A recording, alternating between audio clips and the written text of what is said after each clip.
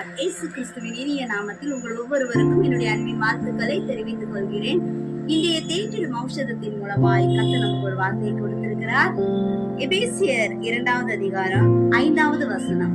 அக்கிரமங்களில் மரித்தவர்களாய் இருந்த நம்மை கிறிஸ்துவுடனே கூட உயிர்ப்பி கிருபையினாலே நாங்கள் ரட்சிக்கப்பட்டோமா.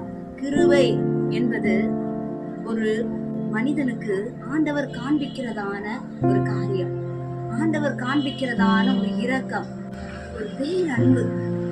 இத கடையில போய் விலை கொடுத்து வாங்க முடியாது. எவ்வளவு பணம் கொடுத்தாலும் இந்த கிருபையை வாங்க முடியாது.